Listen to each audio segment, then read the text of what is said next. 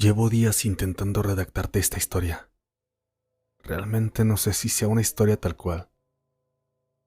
No sé cómo empezarla. Ni siquiera sé si pueda aportar algo a tu canal. No sé si tenga algo de terror realmente. Solo sé que es algo extraño que me pasó. Espero te pueda ayudar y tu público pueda entenderla. Sí me gustaría agregar que a partir de todo eso,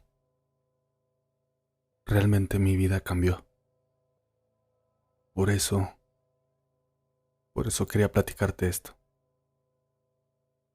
Hace algunos años, mis padres, mi hermana y yo platicábamos en ir a Cuernavaca, ya que de ahí son ellos, mi familia es de allá.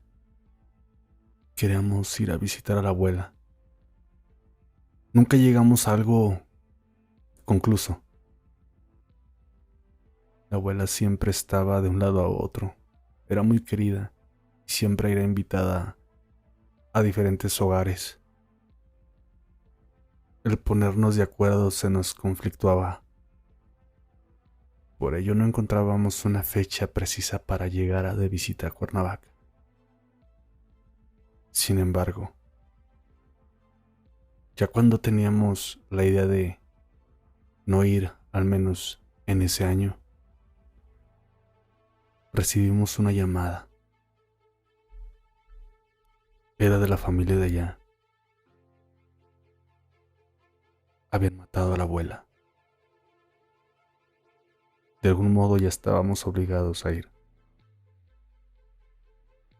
Ahora sí, teníamos una fecha exacta.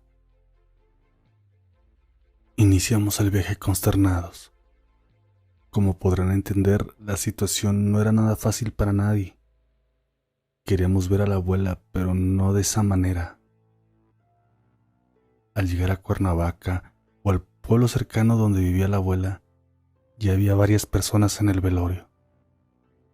Como lo comenté, ella era muy querida. Mucha gente la estimaba, por ello obviamente mi mamá no podía imaginar quién había sido el culpable. Todo el proceso del velorio y la sepultura se respetó. Ni mi mamá ni nadie de nosotros preguntó sobre la situación. Por tradición se preparó una comida para todas las personas que nos habían acompañado. Fue en ese momento que se comenzó a dar la plática de lo que había sucedido. Uno de los dos hermanos, el hermano mayor de mi mamá, le contó qué fue lo que pasó. Otro tío, el mediano, y la abuela venían de un pueblo cercano. Viajaban en una camioneta. Habían ido a comprar unas cosas.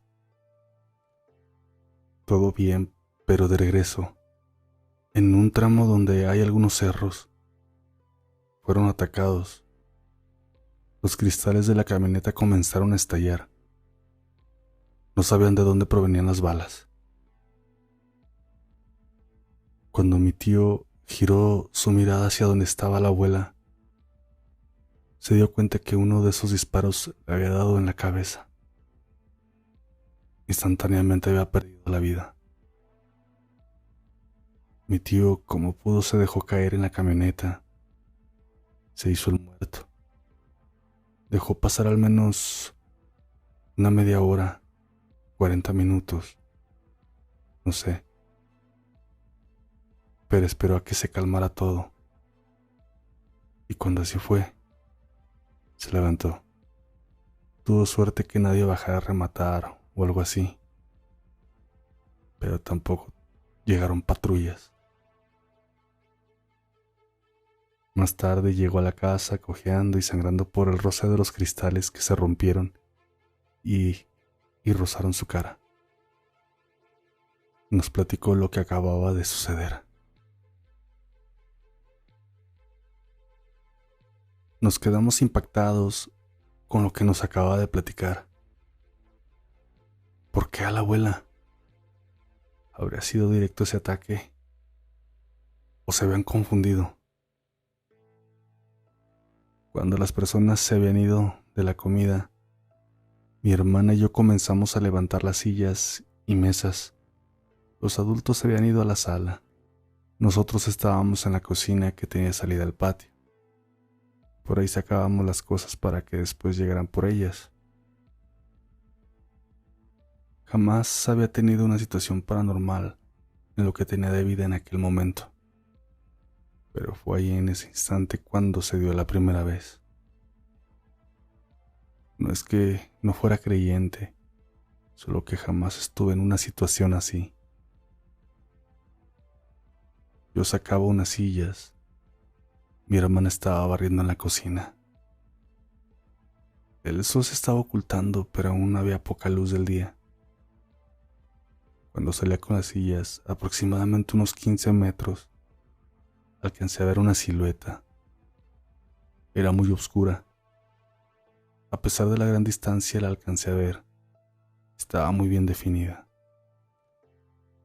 Oscura, sin distinguir algún rostro. Pero sí distinguí esa forma humana. Reitero, muy oscura. Estaba parada frente a mí. Parecía verme o ver la casa donde estábamos. Podría pensar que era alguien del pueblo, pero no. Realmente el lugar estaba de luto por lo de la abuela, y todos se habían metido a sus casas temprano, al menos ese día. Desde que se fueron después de comer a la casa de la abuela, el pueblo se mantuvo en calma. Además, sentí algo raro en el cuerpo, frío, las piernas. Sentí que no me respondían. Tal vez fue miedo, pero es que en ese momento yo solo veía esa sombra. Según yo no sentía miedo, pero era curioso. No sé si me explico. Creo que al final sí era miedo porque sentí que algo recorrió mi cuerpo y mi piel se puso así como dicen, chinita o piel de gallina. Observé mis manos por un instante. Me las froté. En el ambiente no hacía frío. Era extraño. Pero más extraño fue al levantar la mirada y a no ver esa sombra. Solo entré a la casa con mi hermana a seguir ayudándola. No dije nada, no comenté nada a nadie en ese momento sobre lo que acababa de ver, pues tal vez era alguien del pueblo.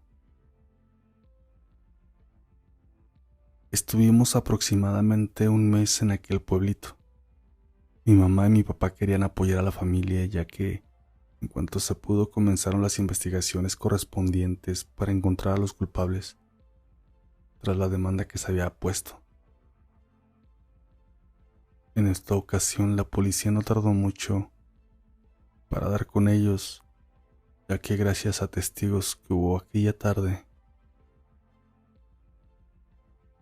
dijeron que vieron a dos personas bajar de un cerro con escopetas y pistolas y que se iban perdiendo hacia otro pueblo. Compartieron rasgos de vestimenta. Todo eso ayudó y, como sucede en los pueblos, la mayoría de personas se ubica. Durante los interrogatorios el primer día, dijeron que había sido un encargo, ya que la abuela había descubierto o había visto sembradíos o algo relacionado con el crimen organizado, y por eso habían recibido la orden de que debían desaparecerla. Algo extraño, ya que la abuela salía sola dentro del pueblo, pero si lo hacía hacia otro lugar siempre iba acompañada de alguien, de alguno de mis tíos, por lo que no cuadraba esa información.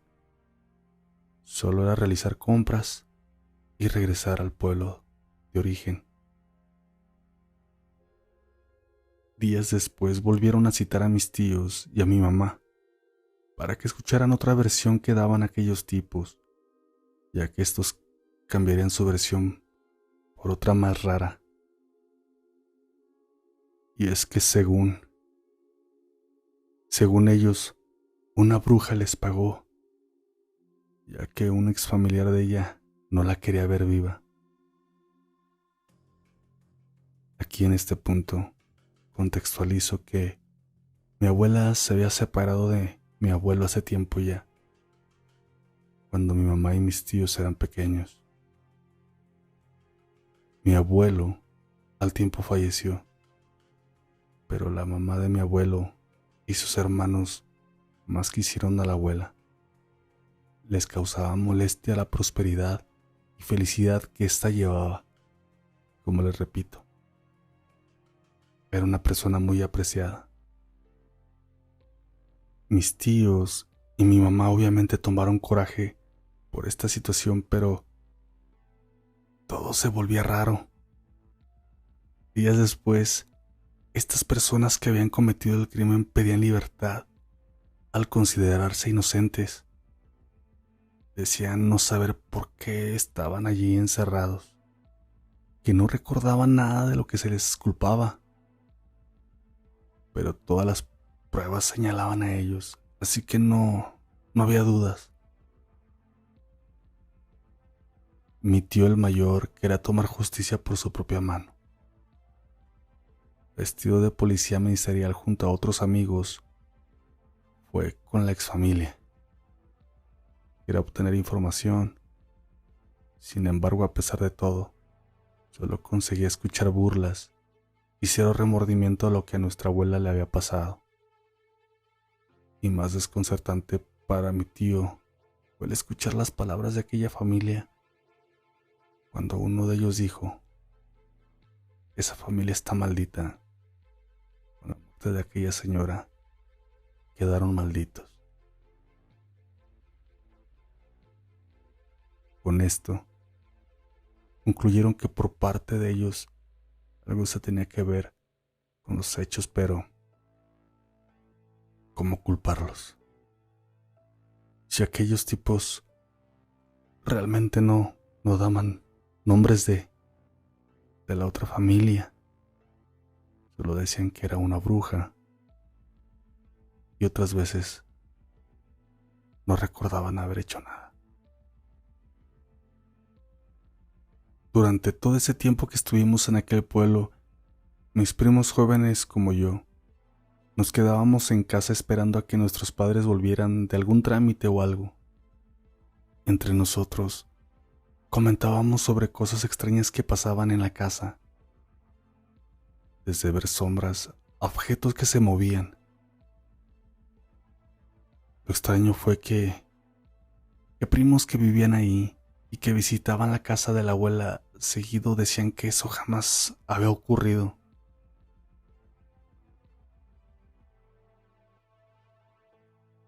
Cuando al final regresamos a Zacatecas, realmente nuestra vida giró inesperadamente.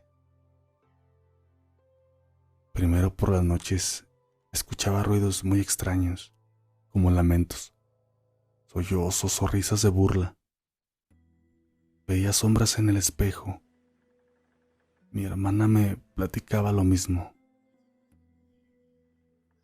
Sufríamos accidentes. Tal vez no muy graves, pero al menos uno que otro sí atentaba con nuestra vida. Como de pronto, en una ocasión, nos despertamos por el intenso olor a gas. Cuando fuimos a revisar a la cocina, las llaves de la estufa estaban abiertas. Nos causó bastante miedo porque mis papás trabajaban y nosotros nos quedábamos solas. Cuando volvíamos de la escuela cerrábamos con llave hasta que llegaban nuestros padres. Nadie podía haberlas dejado abiertas, ya que siempre que llegábamos revisábamos todo. y nunca habíamos encontrado algo anormal. Eso tenía poco tiempo de haberse abierto. Teníamos una perrita que, cuando pasaba esto de los ruidos, ladraba. Se portaba muy inquieta, temblaba. A los pocos meses murió. Y era raro porque la llevábamos al veterinario de vez en cuando y nunca nos comentaron de algún problema.